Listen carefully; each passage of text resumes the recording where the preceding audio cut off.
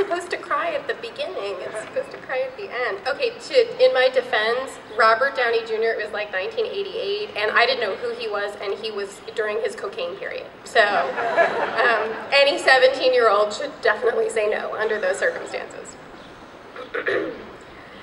As a librarian, it's an unfortunate fact that the majority of people have no idea what you do for a living. I cannot tell you how many times in response to hearing my profession, I've had well-meaning people exclaim, "I love books. You are so lucky to get to sit around and read all day." Yes, well, while I love my job, sadly, I do not get paid to sit around and read all day. I have to content myself with doing that on my own time, like everyone else. But really, what that person is reacting to with my declaration is the excitement, the rush of being surrounded by stories. And in that, I completely agree with them. When I sit in the library, I imagine myself surrounded by stories. The fiction filling the stacks, the history and true tales of nonfiction, the biographies of famous people, the pictorial stories played out by actors on our DVDs. Even the articles in the copies of Rolling Stone and Esquire that sit on the magazine stand, the news events recounted in our local newspapers, the blog articles pushed to me by my RSS feeder, every single one of them is telling a story.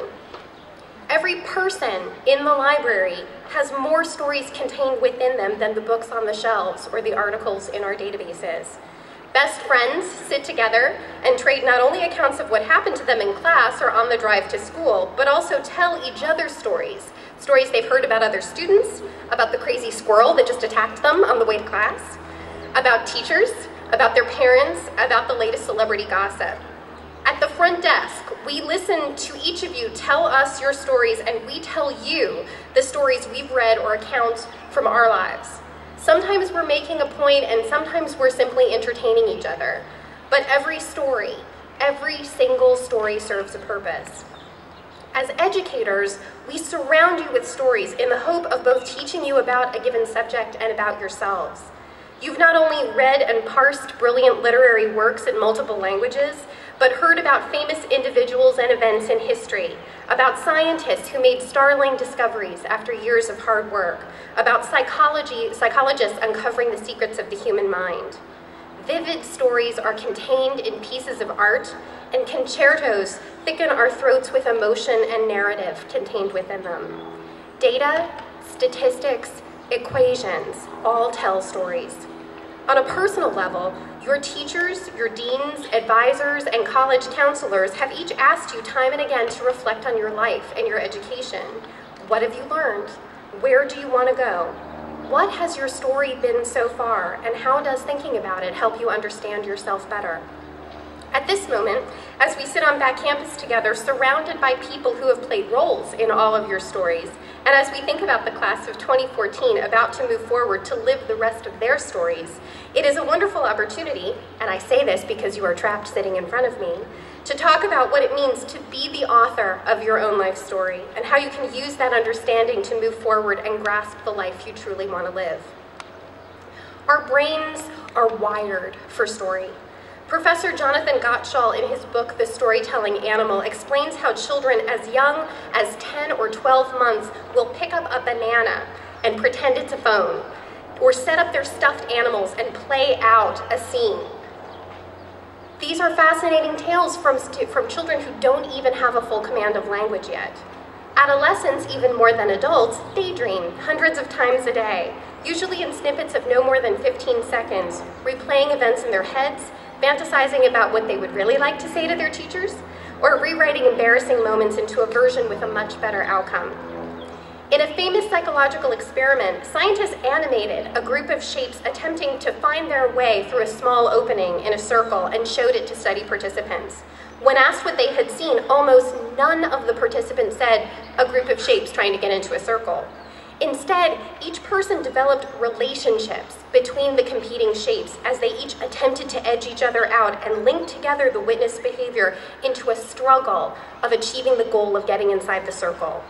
What was a flat animation had become a thrilling narrative in the minds of the men and women attempting to convey what they had seen. Everything, it seems, becomes a story to the human mind. Obviously, each of you is the protagonist of your own story, but I would encourage you to think of yourself as the hero instead. Naturally, when I say hero, I'm using that term in a gender-neutral way. Heroine, unfortunately, conjures up images of heaving bosoms and bodice-ripping wardrobe malfunctions of a variety I'm hoping the young women in this audience never experience. And I'm also referring to the true definition of hero. While we often think of someone endowed with superhuman abilities like Captain America as a hero, in reality you are all probably a little closer to Katniss Everdeen or Frodo Baggins, ordinary people who discover that the heart they possessed, filled with love for their friends, family, and their community, contains just enough bravery for them to fight the only way they can for good. Since I am hoping that none of you are called to represent Pennsylvania at a deadly cornucopia, nor do I wish upon you the duty of carrying a ring filled with malevolent power to its demise in the fires of Mordor, I imagine you might need some examples to help convince you exactly how each student sitting here has been or can be a hero in their own right. I know the majority of you don't believe me, but let's be honest here. It's hard to see yourself when you are all working so hard to become the best student, the best athlete, the best artist, etc. you can be. If I needed proof of that lack of perspective, it happens every single year during the often painful college admissions process. Dozens of students vent their spleen in the library while writing the dreaded college admissions essays, a process which seems to take otherwise excellent writers and reduces them to individuals devoid of self-esteem, crying curled up in the fetal position while chanting, "Not the supplemental essay," over and over. Yet, after your college advisor patted you on the shoulder, after the librarians handed you one of the good tissues with lotion so that you would not get Rudolph nose, after you took some cleansing breaths and ate some chocolate, that's when you heard that the first draft of your essay did not reflect how special you are. Hopefully you turned to your family and teachers to try and figure out the answer to that question. Each of you is incredibly special, and I say that because I know every one of you. But I thought it would be helpful to list some key qualities of a hero and demonstrate how every one of you can fill that role. Heroes are not silent. I can't emphasize this enough. Oh yes, the strong, silent type is a cliche utilized when describing heroes, but when something needs to be said, even a quiet hero speaks up. There is so much to speak up about. We live in a world filled with fear and hate, and it bleeds into our community. But the strength of SEM is that we care enough about each other to say something, to make each other better. A good example I have of this occurred in the library. A few years ago, we had a bright student here with what would probably be best described as a social disorder.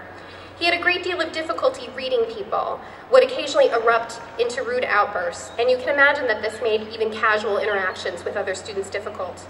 As you know, the culture of SEM is not to pick on anyone or bully them. Our social norm is to be civil and polite to everyone. But a few freshmen one year had not gotten that memo. A couple of them were lobbing deliberately incendiary comments in the direction of this student, comments that anyone else would have been able to ignore or tease right back, but were clearly intended to push this person's buttons. I was rising up from my chair in the library to go deal with it when two juniors whipped around from where they were sitting, glared at the 9th graders, and one of them said in a loud voice, "Hey!" The whole library went quiet, and everyone looked up. I don't know what school you went to, but this is Sam. If he's bothering you, move. But otherwise, mind your own business and do your work. You don't get to pick on someone else here. No one is going to let you get away with that. So smarten up, fast. And he turned back to the computer and started chatting with his friend as if nothing had happened and everything returned to normal. I sank back into my seat, so proud of this junior for being a hero, for speaking up when that truth needed to be said. My going over there to deal with it would have undoubtedly sent the message that it was wrong, but when an adult calls you out, there's the unspoken message of, so don't do it in front of a teacher. By offering that correction, this upperclassman had made the point that students look out for other students at SEM, that even if someone wasn't your friend, they deserved your respect. And most importantly, that it is everyone's responsibility to speak up when an injustice is taking place. Perhaps most importantly, he made that point not just to the two students committing the offense, but to every single student sitting in that library. When small injustices can become bigger with ease, and in a world filled with hate in the form of racism, sexism, and homophobia, among others, it is vital to realize the importance of Plato's statement, silence means consent. Don't be silent. Heroes work incredibly hard. I know that many students sitting here do not like effort grades, those numbers 1 through 5 that live alongside letter grades on report cards, but we put them there for a very good reason. In a world where everyone is given differing levels of ability, as a faculty, we believe it's important to be able to convey our perception of how hard you're working in a given class. So many times we've seen a student with a strong natural talent in a given area who channels their energy into another class or activity, barely completing homework and yet managing to pull off a B+ grade.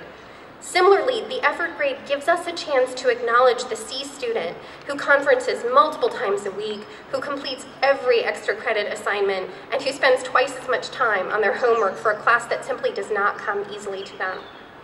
Which student is going to be more successful in life? A work ethic is like a muscle group. The more you use it, the more efficient and powerful it will be. Without doubt, the students who return to us and have gotten into the graduate program of their choice or have seen success in setting up their business worked like dogs during their time here at SEM. Malcolm Gladwell, in his book Outliers, which attempts to understand the factors surrounding extremely successful people, came to the conclusion that the people at the top don't just work harder, or even much harder than everyone else. They work much, much harder. There was a wonderful student who went here a few years ago, who was a very talented athlete, but who struggled in the classroom due to a learning disability. Yet the same diligence and attitude she displayed on the field. She got to every practice early, she went to every camp she could to improve her skills. She brought into the classroom every day. Every ninth bell when she wasn't at a game was spent conferencing with her teachers. She asked permission to record lectures so she could listen to classes over again in her long commute to and from school. By the time she hit her senior year, she had brought up her grades to the point she was on Dean's List High Honors and was able to gain admission to a Division I school so she could pursue her sport while also tapping into their wonderful business program. She's now traveling the world with a thriving business career and an incredibly good-looking boyfriend, I might add, and her company loves her. In order to make the fantasy of your success a reality, you have to practice diligence and persistence, or as Gladwell likes to say, to work for 22 minutes to make sense of something that most people would give up on after 30 seconds. Heroes surround themselves with mentors and allies. Let's face it, no hero ever achieves her goals without help. Katniss would never have made it without Cinna and Effie and Haymitch. Harry Potter would just be a dead wizard with a scar without Ron and Hermione by his side. When I was a teenager at Immaculate Conception High School for Young Ladies in Lodi, New Jersey, I certainly had friends, both in and out of the Genovese crime family. But mentors were in short supply, mainly because the nuns that taught us were nothing short of terrifying. They did regularly invite us back to the convent to spend time with them, but the invitation was only extended during Vocation Awareness Week, which we called Nun Recruitment Week. And I never went because I was afraid they would make me wear a brown polyester nightgown for the sleepover. Here at SEM, you have enjoyed a special relationship with teachers and friends, one that has hopefully helped you grow and given you the tools you need to achieve some of that awesome potential that you possess. When you get to college, you're going to realize just how unusual your time here has been. Most of your friends will not have had regular meals with their high school teachers or been over to the houses of faculty where they played with their children. It is unlikely that your college roommate will have friends from a dozen countries or know how to swear in Vietnamese or Mandarin, but you probably do. These types of relationships are not a condition that should end when you drive away from campus today. Understand that you must seek out mentors and experts to ask that they teach you what you want to master. You should never count anyone as a friend who does not love and admire you for who you are right now. Surround yourself with people who recognize those special qualities that we've seen during your time here, and you will find the happiness and strength within them and within yourself. The hero cannot be replaced. Over the years, I've heard comments from seniors which lead me to believe that students think that they are replaceable. Granted, there is always a new wave of students who come in to fill the space left by your graduating, but no one takes your place. You are unique and irreplaceable. Because really, Who could replace Andrew's goofy laugh when Matt makes one of his typical wry comments? Or when Ben breezes through another 3 books and gives me the lowdown on what he thinks of each one of them? Peter's melodramatic sigh each morning when he comes into the library, Natalie dressed in a suit before springing another one of his short stories on me, is just as important to my day as watching Lauren play elimination like her appointment to the Naval Academy depends on it. Margie has helped me develop the fiction section to the point where I want to give her an honorary library degree. Huang An and Jay are not only 2 of the loveliest young women I've ever met, but 2 of the most talented writers I've seen at the school for over a decade. And they are funny, although perhaps not as funny as Stewie, whose saucy comments have me laughing long after he's left the library, although I do wish he would stop criticizing books he hasn't read yet. And that's just a few seniors from the Library Advisory Board. Every teacher sitting here right now, sweltering in 2 sets of clothes, has an equal number of stories for the students in their classes, on their teams, and in the extracurricular activities they supervise. Together, we literally have thousands of stories for each one of you, in which you are the hero. Okay, sometimes you're the anti-hero, but thanks for keeping it interesting. No other student can replace you. They can only add their new story to the lexicon. For some of you, SEM factors in for just a year or 2 into your story, while for others you can't remember a time you didn't wear blue and white. Some of you live a few blocks away, while others of you flew thousands of miles to come here. Whether you've transferred from another school halfway through your high school career, or if you remember Mrs. Granger teaching you about penguins in pre-K, each of you is part of the SEM family, and each of you has become inextricably interwoven into SEM's larger story while living your own adventure. Because of that, I cannot encourage you enough to keep in touch with us and come back and visit. Remember, you are not graded as an alum. We want to hear about each chapter of your story as it unfolds, and you'd be surprised how many of us, particularly in the alumni office, know SEM graduates who might be able to help you. So don't hesitate to reach out and use us to bounce your ideas around. We will be your mentors and allies long after you've left here. Since you are graduating, and since I wanted to let you know how proud I am to have been your speaker, I am giving you a present that I hope will become part of your story. I'm sure you're familiar with the famous Maimonides quote, "Give a man to fish and you feed him for a day, teach a man to fish and you feed him for a lifetime." Back in the refreshments tent, you will see a big tub filled with rolled up pieces of paper. Each of them is a copy of my chocolate chip cookie recipe, one for every graduate, in case you wanted to take that particular piece of SEM with you as you continue on your journey.